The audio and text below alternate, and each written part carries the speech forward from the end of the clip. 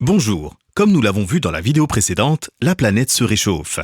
Le GIEC, groupe d'experts intergouvernemental sur l'évolution du climat de l'ONU, qui produit des conseils scientifiques pour les politiciens, accuse le CO2. Pourtant, leurs travaux ne respectent pas la loi de la conservation de masse, une loi fondamentale en chimie. De plus, il existe d'autres points de désaccord entre les sciences fondamentales et les déclarations du GIEC. Un de ces points est l'effet du CO2 dans l'atmosphère. C'est le sujet de cette vidéo. Selon le GIEC, le CO2 est responsable du plus grand forçage radiatif sur le climat. Le forçage radiatif étant la puissance à laquelle une entité influence le climat. Pour ces contradicteurs, la nature physique du CO2 et sa quantité atmosphérique autour de 0,04% rendent les effets du CO2 largement négligeables. Alors, d'où vient cette différence? C'est ce que nous allons voir. Pour valider ces thèses, le GIEC utilise des méthodes scientifiques, et c'est notamment le cas en physique. Regardez cette preuve. Elle est présentée ici par David Randall. Le lien est en description. David Randall était le scientifique en chef responsable des modélisations lors du 4e rapport du GIEC, dont il est un membre éminent. C'est donc un très grand scientifique reconnu par ses pairs. Pour sa preuve, il utilise la loi dite de Stefan Boltzmann. Un peu de calcul, mais ce ne sera pas long. David Randall utilise le système Terre-Soleil suivant. L'énergie émise par le Soleil sur une surface à la hauteur de la Terre, moins la partie réfléchie, est égale à l'émissivité de la Terre, fois la constante de Stefan Boltzmann, fois la température de la planète à la puissance 4, multipliée par toute la surface sphérique de la Terre. En supprimant les termes communs des surfaces, puis en dérivant l'équation en fonction de l'émissivité, il obtient l'équation suivante. À l'aide d'une application numérique bien choisie, en utilisant des grandeurs trouvées par corrélation dans les modèles du GIEC, il trouve que un doublement de la quantité atmosphérique de CO2 entraînerait une hausse des températures de 1,2 degrés Celsius, en ne prenant que les effets du CO2, sans compter les boucles de rétroaction. Alors que manque-t-il à cette preuve pour certains dans le monde de la physique? Eh bien principalement l'atmosphère. Oui, vous avez bien entendu. David Randall et ses collègues font une erreur qu'un étudiant en physique de première année ne peut pas se permettre. De plus, en négligeant l'atmosphère, ils confondent l'émittance de la Terre et celle de l'atmosphère. Alors concentrons-nous à présent sur ce terme-ci, l'émittance de l'atmosphère. Il s'agit de la somme de toutes les émittances des gaz à effet de serre. Par définition, les autres gaz n'ont pas d'émissivité, moins les effets des longueurs d'onde superposées pour plusieurs gaz. Ces émittances sont composées du coefficient d'émissivité, qui dépend de la pression partielle et de la température notamment, multiplié par la constante de Stefan Boltzmann. Ce terme en physique, c'est le forçage radiatif, en watts par mètre carré.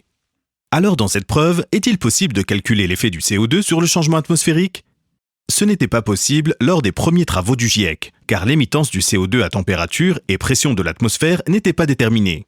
La théorie montrait même une rapide décroissance des effets potentiels du CO2, car plus on monte dans l'atmosphère, plus la température diminue, plus la pression atmosphérique diminue et plus la concentration de CO2 diminue. Le GIEC avait donc, à ses débuts, cherché le forçage radiatif par corrélation dans ses modèles.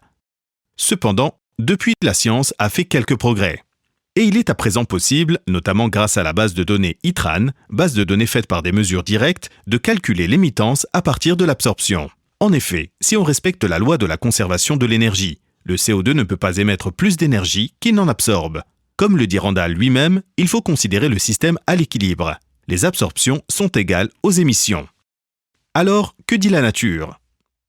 Si on fait le calcul dans les conditions maximum, c'est-à-dire que nous prenons l'atmosphère à température de la surface terrestre avec la densité du niveau de la mer et une concentration homogène du CO2 du niveau de la mer, nous pouvons définir le forçage radiatif du CO2 et le comparer aux résultats du GIEC.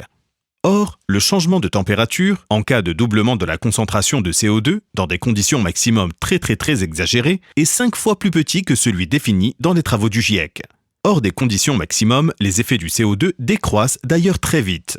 Le CO2 n'est donc pas la cause principale du changement climatique, et ses effets réels sont en réalité négligeables. Le GIEC ne respecte pas les propriétés physiques de l'objet étudié. Il ne respecte donc pas non plus la loi de conservation de l'énergie.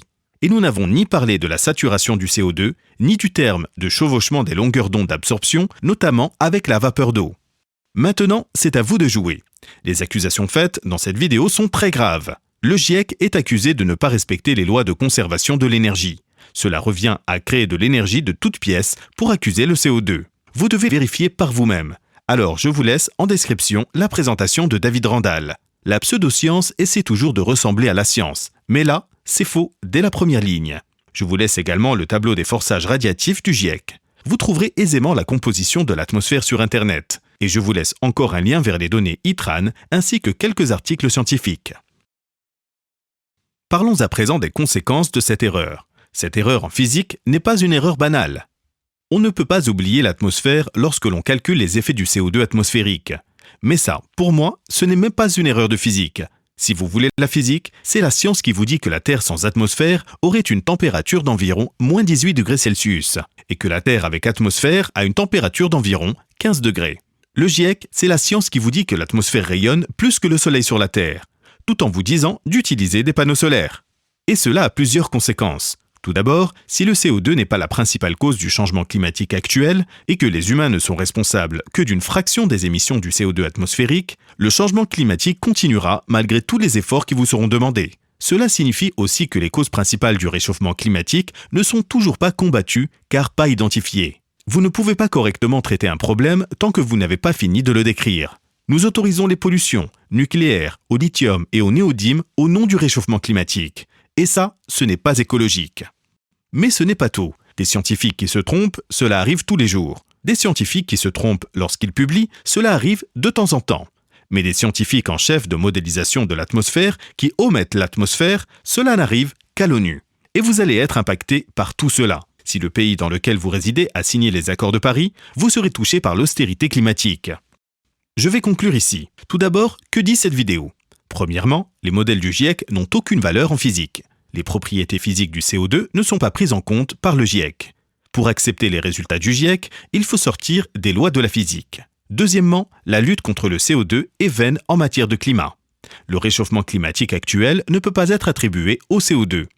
La conséquence de tout cela est un problème devenu uniquement politique. Maintenant, ce que cette vidéo ne dit pas. Cette vidéo ne dit pas que c'est la seule erreur en physique des scientifiques du GIEC. Mais pour moi, c'est la plus centrale et la plus grave. Cette vidéo ne dit pas que la Terre ne se réchauffe pas. Cette vidéo ne dit pas que la lutte contre le changement climatique n'est pas importante. Elle dit simplement que le CO2 n'en est pas la cause principale et de loin. Cette vidéo ne dit pas que les travaux du GIEC se basent principalement sur des calculs de physique. Les travaux du GIEC se basent principalement sur des modèles, mais ça, c'est pour une prochaine vidéo. Merci d'avoir regardé jusqu'au bout et à bientôt.